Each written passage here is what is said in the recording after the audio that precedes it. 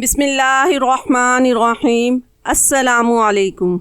میں نے اپنے بھائی کی شادی اپنی نند کے ساتھ کی، لیکن میرا دل بہت گھبرا رہا تھا۔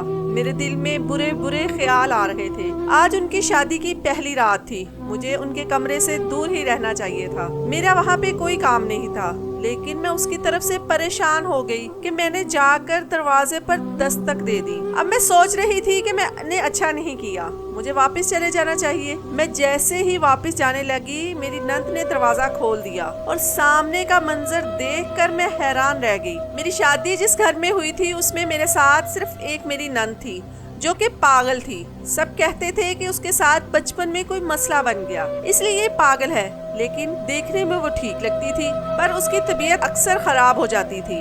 میرا شوہر باہر کے ملک میں کام کرتا تھا۔ اس نے کہا شادی کے بعد بھی اسے باہر کے ملک جا کر ہی کام کرنا ہوگا۔ مجھے اس بات سے کوئی مسئلہ نہیں تھا۔ میں ویسی بیوی نہیں تھی جو شوہر کو اپنے ہاتھ میں رکھنا چاہتی ہو۔ میں کہتی تھی کہ باہر کے ملک جائے یا جہاں بھی جائے، بس پیسے کما کر لائے۔ مجھے پیسے سے بہت لگاؤ تھا، مجھے پیسہ بہت اچھا لگتا تھا، اور اچھا کیوں نہ لگتا؟ دنیا کی ہر چیز پیسے سے خریدی جا سکتی ہے، تو پھر انسان یہ کیوں کہتا ہے کہ بس اس کو ضرورت کے مطابق پیسہ چاہیے؟ ایسا نہیں ہوتا۔ ہر انسان کو پیسہ چاہیے، اور جتنا زیادہ ہوگا اتنا ہی اس کو کم لگتا ہے۔ میری ساس خود ہی میری نند کا خیال رکھتی تھی۔ میری نند کا نام ارم تھا۔ دیکھنے میں وہ بہت خوبصورت تھی اور جوان بھی، لیکن جب تھی ہی پاگل تو پھر جوانی اور خوبصورتی کا کیا فائدہ؟ میری ساس پورا دن اس کے کام کرتی رہتی، مجھے کبھی بھی نہ کچھ کہتی۔ یہ نہیں کہتی تھی کہ میں اس کا کام کروں، اور میں کرتی بھی نہیں تھی۔ میرا شوہر شادی کے 2-3 ماہ بعد واپس چلا گیا۔ اس نے کہا کہ وہ 1 سال کے بعد آئے گا، اس سے پہلے وہ نہیں آ سکتا۔ جس جگہ پر وہ کام کرتا تھا ان کی پالیسی ہی ایسی۔ میری ساس بہت بیمار رہتی تھی۔ ایک دن وہ اس دنیا سے چلی گئی۔ جانے سے پہلے میں ہی ان کے پاس تھی۔ مجھے پتا تھا کہ ان کا آخری وقت آ چکا ہے۔ مجھے ان سے کوئی مسئلہ نہیں تھا، کیونکہ وہ کبھی بھی کچھ بولتی نہیں تھی، اپنے کام سے کام رکھتی تھی، میرے معاملے میں کبھی نہیں بولی۔ انہوں نے مجھے کہا تھا کہ تم سے بڑی ضروری بات کرنی تھی، لیکن اب ایسے کرنی پڑ رہی ہے۔ دراصل ارم تمہارے بھائی کو بہت پسند کرتی ہے، اگر تم مانو تو تم دونوں کی شادی کروا دو، میری بیٹی کو خوشی مل جائے گی تو وہ بالکل ٹھیک ہو جائے گی۔ میں تو یہ بات سن کر حیران رہ گئی۔ میرا ایک ہی بھائی تھا جو کبھی کبھی میرے گھر آتا تھا۔ میرا بھائی بالکل ہیرو جیسا تھا، بہت ہی زیادہ خوبصورت، ہمارے خاندان کا سب سے لاڈلا تھا، کیونکہ ایک ہی لڑکا تھا۔ میرے 3 چاچو تھے، لیکن سب کو اللہ تعالیٰ نے بیٹیاں دی، اور میرا ہی بھائی تھا، اس لیے سب اس کو بہت پیار کرتے تھے۔ میں نے اپنی ساس کی طرف حیران ہو کر دیکھا کہ وہ یہ بات کیسے کر سکتی تھی۔ وہ اپنی پاگل بیٹی کا رشتہ میرے نوجوان اور حسین بھائی کے ساتھ کروانا چاہتی تھی۔ میرا بھائی صرف خوبصورت نہیں، بلکہ اس کی نوکری بھی اچھی تھی، وہ اچھے پیسے بھی کماتا تھا۔ میں تو حیران تھی۔ میری ساس نے کہا کہ ارم تمہارے بھائی سے محبت کرتی ہے۔ میں نے کہا کہ اسے اپنے آپ کا تو پتا نہیں، اور محبت کا پتا ہے؟ میری ساس نے کیسی بات کہی تھی؟ جب اس کی شادی ہو جائے گی تو وہ بالکل ٹھیک ہو جائے گی۔ تمہارا شوہر تو ہمیشہ اپنے کاموں میں مصروف رہتا ہے، میں بھی اس دنیا میں نہیں رہی تو پھر اس کا کیا ہوگا؟ تم اپنے بھائی کے ساتھ اس کی شادی کروا دینا، دونوں ہمیشہ خوش رہیں گے، میری روح کو بھی سکون آ جائے گا۔ میرا دل تو کر رہا تھا کہ میں ساس سے کہوں ایسا کچھ نہیں ہونے والا، لیکن وہ پہلے ہی مرنے والی تھی، اس لیے میں نے ان کو ایسا کچھ نہ کہا۔ میں نے کہا ٹھیک ہے، میں دیکھ لوں گی یہ معاملات۔ میں نے کہا میری بیٹی کا خیال کرنا، وہ بڑی معصوم ہے، تو اس کو جو کہے گی وہ کرے گی، وہ تمہارے سارے کام بھی کرے گی، بس اسے کبھی کوئی دکھ نہ دینا۔ ہم نے اسے بڑی منتوں اور مرادوں سے حاصل کیا تھا، اور وہ بیچاری اپنی جگہ بے بس ہے، اس کے ساتھ مسئلے مسائل ہیں، اس کا بہت خیال کرنا پڑتا ہے۔ میں ایک مرتی ہوئی انسان کو کیا کہتی؟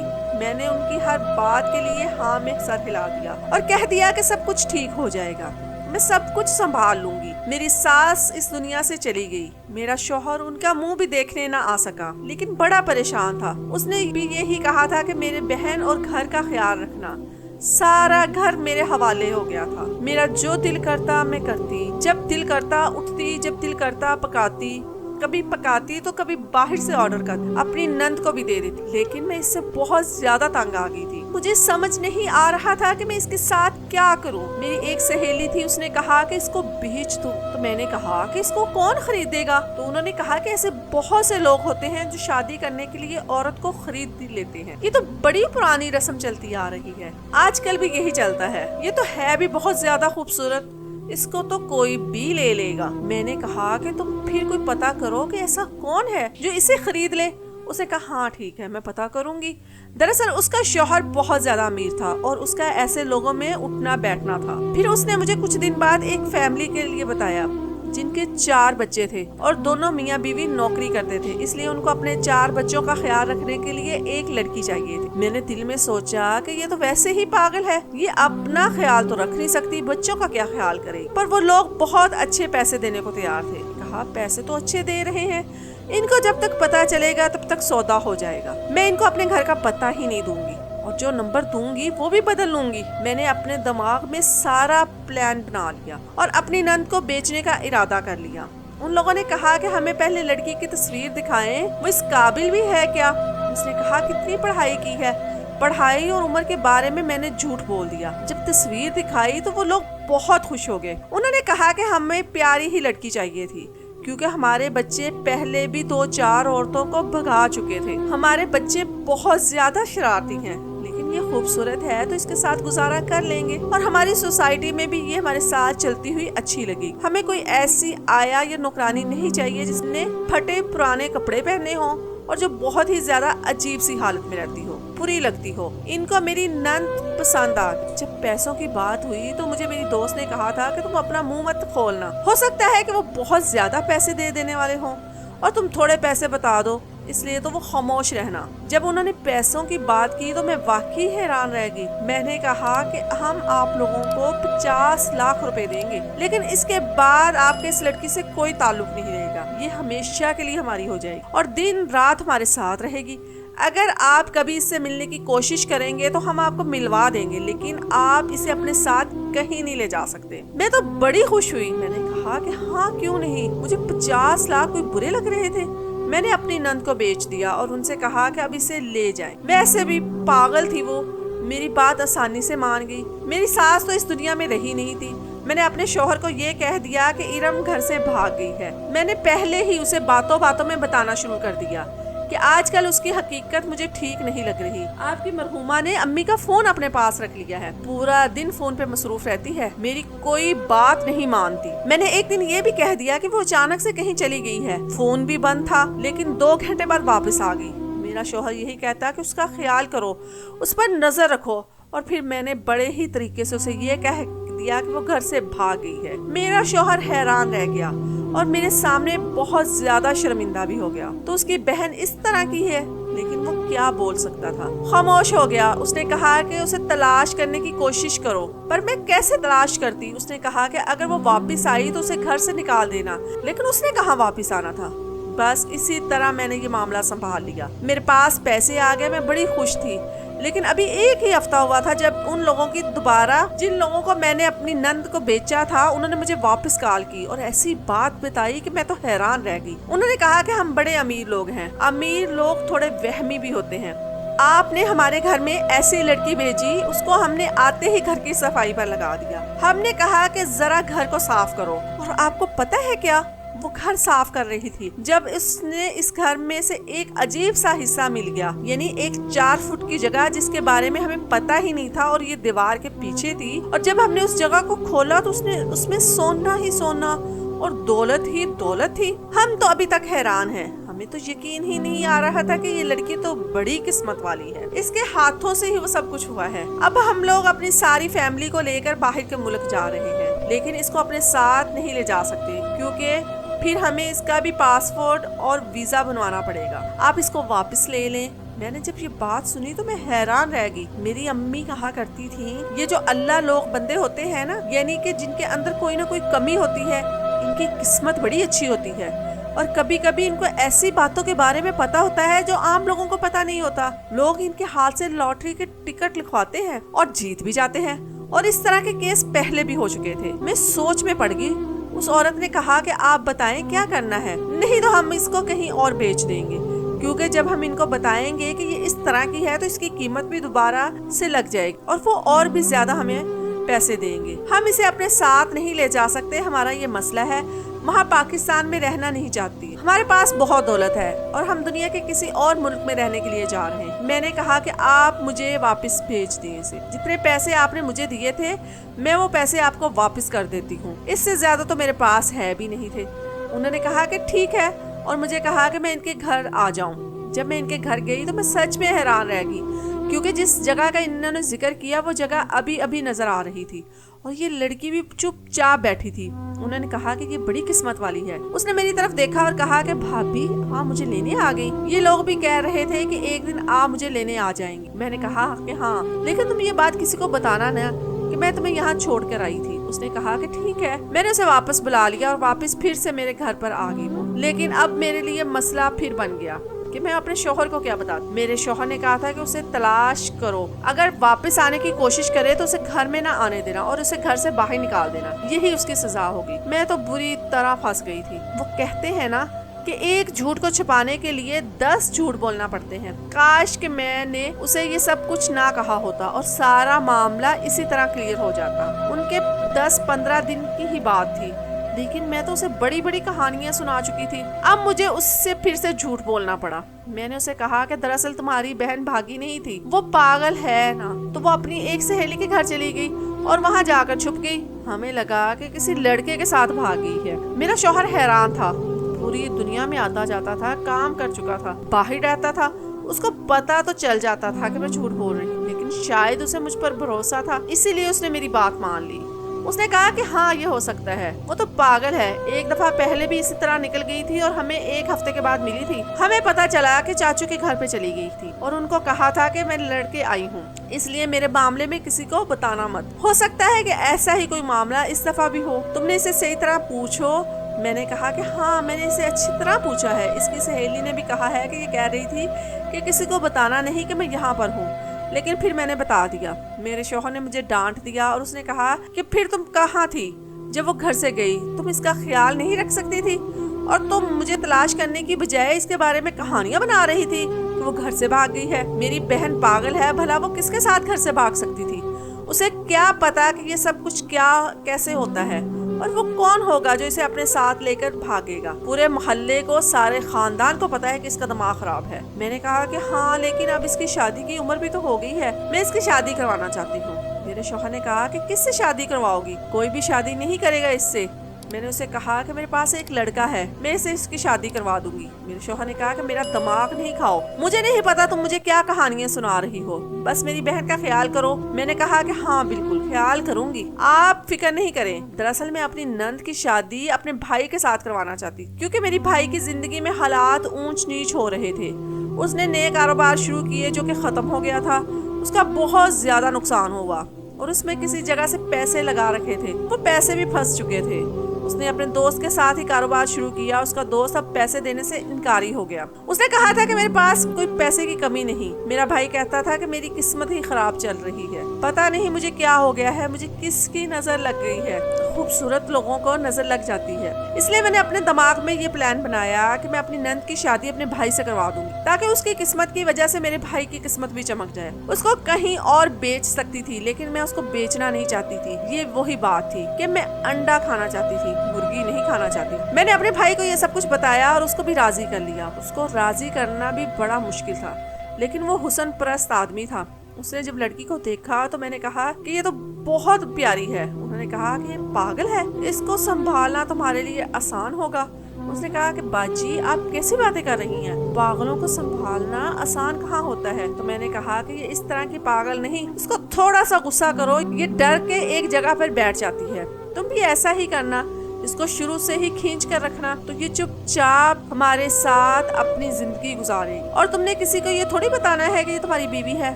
بس ہم جو کہ تم خوش قسمتی سے شاد کر رہے ہو اور اس کی خوش قسمتی کا فائدہ اٹھاؤ تو ہمارا کام ہے. بڑے عجیب حالات چل رہے تھے. मेरी जिंदगी में एक तरफ अपने शौहर को बड़ी मुश्किल से मनाया और दूसरी तरफ अपने भाई को और अपनी नंद को भी मनाना था। लेकिन उसकी माँ ने तो मुझे कहा था कि वो मेरे भाई को पसंद करती है, तो फिर वो क्यों ना मान जाती। मैंने उससे जब बात की तो उसने कहा कि वो तो पुरानी बात है, अब मेरा दिल नहीं मानता। कि मैंने कहा कि अब तुम्हारे दिल को क्या हो गया है, मेरा भाई को क्या गुजरा है और इस बात को कौन सा 1 साल हो गया है कि अब तुम्हारा दिल नहीं मानेगा। जिस शख्स को पहले मोहब्बत करती थी वो बूढ़ा हो गया है। उसने कहा कि मोहब्बत नहीं करती थी, सिर्फ पसंद कर, मुझे अच्छे लगते थे, पर अब मेरा शादी करने का कोई इरादा नहीं। मैंने कहा कि तुम्हें शादी करनी होगी, तो उसने मुझे बड़ी अजीब नजरों से देखा। मैंने कहा कि ये मेरी ख्वाहिश है, क्या तुम मेरी बात नहीं मानोगी? अब हमारा एक दूसरे के सिवा है ही कौन? तुम्हारा भाई तो बाहर के मुल्क गया है, उसने 1 साल तक वापस नहीं आना, पीछे तुम और मैं ही हूँ। क्या हम एक दूसरे के लिए इतना नहीं कर सकते? मैंने तो उसे अपनी बातों के जाल में उलझा लिया और उसने भी मेरी बात मान ली। उसने कहा कि ठीक है। मैंने अपने भाई को कहा कि वो शादी की तैयारियां करे और शादी की पहली ही रात ढेर सारी लॉटरी के टिकट भी ले लेंगे और शादी की पहली ही रात अपनी बीवी के साथ बैठकर चेक भी करे कि टिकट निकले हैं या नहीं। और मुझे यकीन है कि उसी रात उसे कोई ना कोई टिकट निकल आएगा। मेरा भाई अभी भी मुझे कहने लगा कि आपको अब पूरा यकीन तो है ना कि बात ऐसी है। मैंने कहा कि वो लोग पागल थे जिन्होंने इसको 50 लाख रुपए में खरीदा और फिर इसके घर इतना सारा सोना निकल आया, पहले क्यों नहीं निकला? मेरे भाई ने कहा कि हो सकता है ये इत्तेफाक हो। मैंने कहा कि उसकी किस्मत वाकई बहुत अच्छी है। उसकी माँ ने भी मुझे कहानियां सुनाई थी कि हम लोग बड़े गरीब थे, हमारे सर पर बड़े कर्जे थे और जब ये पैदा हुई तो इसके बाद हमारे हालात अच्छे हो गए। और इसका भाई यानी कि मेरा शौहर भी अक्सर बताता था कि जिस दिन मुझे बाहर के मुल्क जाना था उस दिन भी इसकी वजह से मेरी जान बची थी और मैं मरते मरते बच गया, नहीं तो मैं उसी दिन मर जाता और बाहर के मुल्क भी ना जा पाता। कोई ना कोई मामला तो था ना इसके साथ, और यहाँ मामला भी क्या बुरा था। तू जैसे इंसान से वो मोहब्बत करती है तो उसने उसके साथ शादी करने से इनकार कर दिया, लेकिन अब वही इंसान इससे शादी कर रहा है, इसका मतलब है कि इसकी किस्मत वाकई ही अच्छी है और वो किस्मत वाली है, तभी तो उसके साथ ये सब कुछ हो रहा है। जब मैं उसके घर में आई थी तो एक दफा मैंने एक और मंजर अपनी आंखों से देखा था।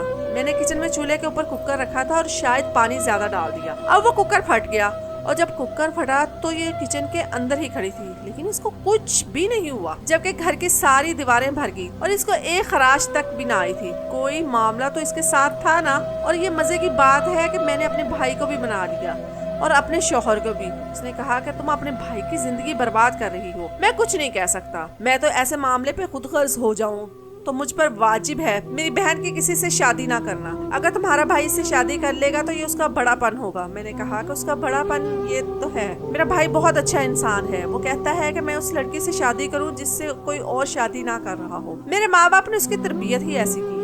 मैंने अपने भाई को अपने शौहर के सामने बहुत अच्छा बना दिया, जबकि इधर मेरा भाई बार बार एक ही सवाल करता था कि उसे शादी करने के बाद मेरे मामला ठीक हो जाएंगे ना, जो मेरे पैसे इधर उधर फंस गए हैं वो मुझे वापस मिल जाएंगे ना। और मैं कहती कि हाँ ऐसा ही होगा। मैंने इन दोनों की शादी के सारे इंतजामात करवाए और इन दोनों की शादी करवा दी। मेरे शौहर के आने में अभी 5 महीने बाकी थे। मुझे अपने भाई से बड़ी मोहब्बत थी। मैंने अपने भाई का बड़ी बड़ी जगह रिश्ता करवाने से इनकार कर दिया था। बहुत सारे रिश्ते थे इसके लिए, मेरी अपनी कजने थी, मेरे चाचू की बेटियां थी, मेरी खाला की बेटियां, पर मैंने अपने भाई को हर जगह से इनकार करने को कहा था, क्योंकि मैंने उसे कहा था कि मैं उसकी शादी बहुत ही अमीर और खूबसूरत लड़की से करवाऊं। ये खानदान की लड़कियों से शादी करवा कर हमें भला क्या फायदा होगा? उनके पास देने के लिए है ही कुछ नहीं, ऊपर से कहेंगे कि खानदान वाले हैं तो लिहाज कर लेंगे, जहेज भी नहीं देंगे।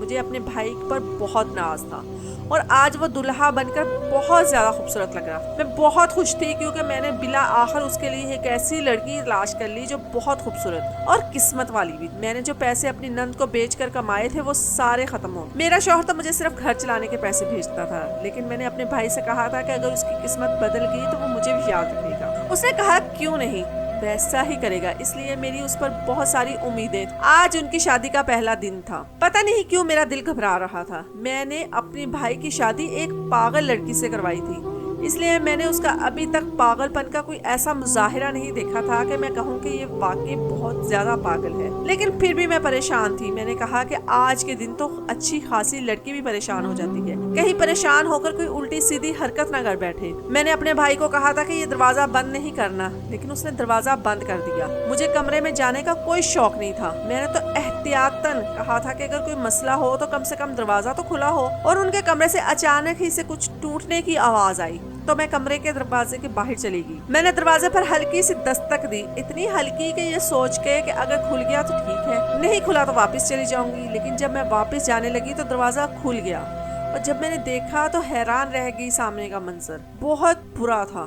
میرا بھائی اس دنیا سے جا چکا تھا اور یہ وہیں پر کھڑی تھی۔ میں نے کہا کہ یہ تم نے کیا کیا؟ تم نے میرے بھائی کو مار ڈالا، اپنے شوہر کو مار ڈالا۔ اس نے کہا جب تم نے مجھے بیچا تھا تب تمہیں شرم نہیں آئی تھی؟ یہ تو میری قسمت اچھی تھی جو میں وہاں سے بچ گئی، تم نے تو مجھے بیچ دیا اور پھر میرے بھائی کو یہ کہا کہ میں گھر سے بھاگ گئی ہوں۔ تم جیسی عورت کے ساتھ یہی ہونا چاہیے تھا۔ میں نے کہا لیکن تم نے تو میرے بھائی سے محبت کی تھی۔ اس نے کہا کہ تمہارا بھائی بھی تمہاری طرح لالچی اور تم بھی، اور تم دونوں محبت کے قابل نہیں ہو۔ میں نے کہا کہ میں تمہیں زندہ نہیں چھوڑوں گی، اور اگر میں چھوڑ بھی دوں تو قانون نہیں تمہیں چھوڑے گا، میں تمہیں پولیس کے حوالے کر دوں گی۔ اس نے کہا کہ میں تو پاگل ہوں، پاگل کو تو قانون بھی سزا نہیں دے گا۔ میں وہاں سے چلتی ہوئی باہر نکل گئی، نہ جانے کہاں چلی گئی، اور میں اپنے جوان بھائی کو دیکھ رہی تھی جو مجھے چھوڑ کر جا چکا تھا۔ شاید مجھے ہی سزا ملی تھی جو میں نے اس کے ساتھ بہت برا کیا تھا۔ مجھے یہ سب کچھ دیکھنے کی بالکل امید نہیں تھی، تبھی تو میرا دل گھبرا رہا تھا۔ میری زندگی پوری طرح سے الٹ گئی۔ اس نے اپنے بھائی کو یعنی میرے شوہر کو سب کچھ بتا دیا تھا، اور اس نے بھی مجھے چھوڑ دیا، اور یہ سزا میرے لیے بہت بڑی تھی۔